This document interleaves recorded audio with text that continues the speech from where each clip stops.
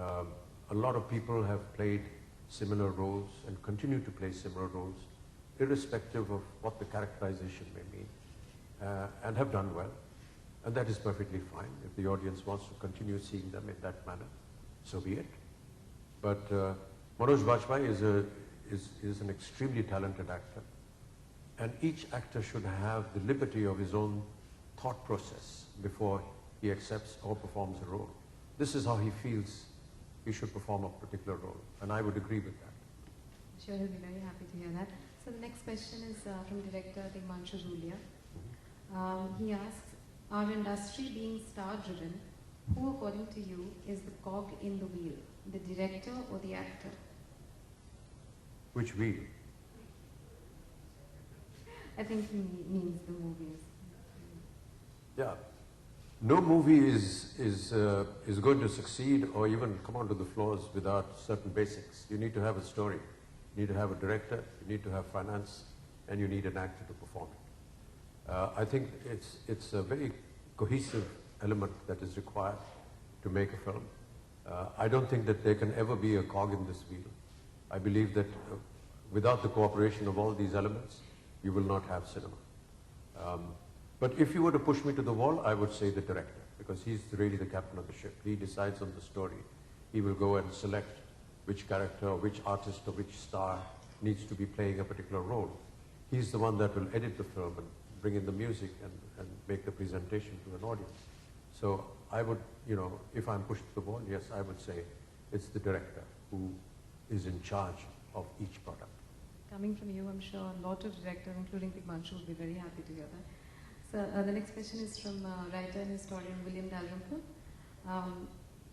He says, while India is producing some of the world's best contemporary literature, why is the quality of most Indian scripts not up to the mark? Lack of education. The level of education is not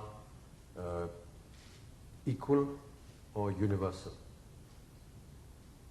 And that's one of the tragedies of the country.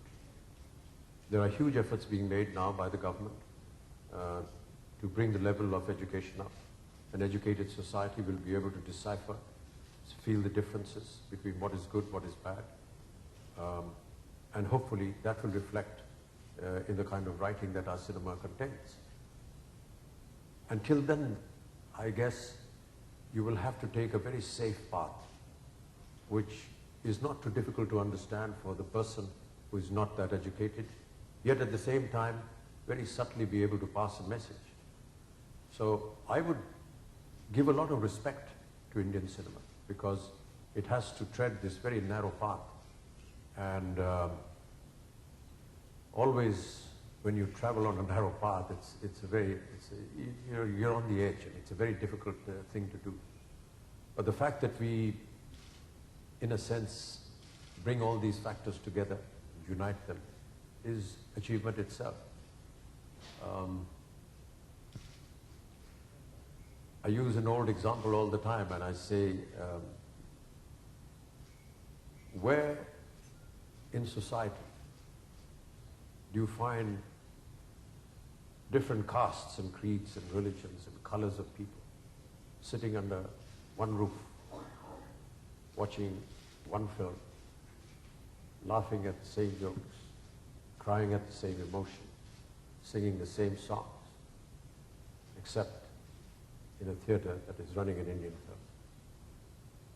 And I think that that is one of the greatest achievements that this film industry has achieved.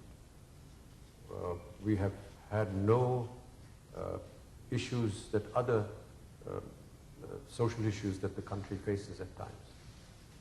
We've always been very steadfast in our belief in that. And I think that that itself gives huge credibility to what we're doing. And it is sometimes, and more often than not, overlooked and never spoken of. And that fills me with a lot of pride. To go back to the very first question you asked. I was,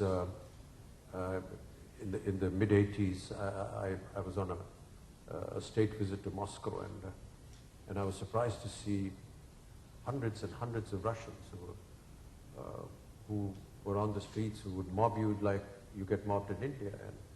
And the girls and the women would dress in Indian dresses with the bindi on their head and speak in Hindi. And I asked them, how did you get all this and how did you know all this? He said, we see your films and we learn the language.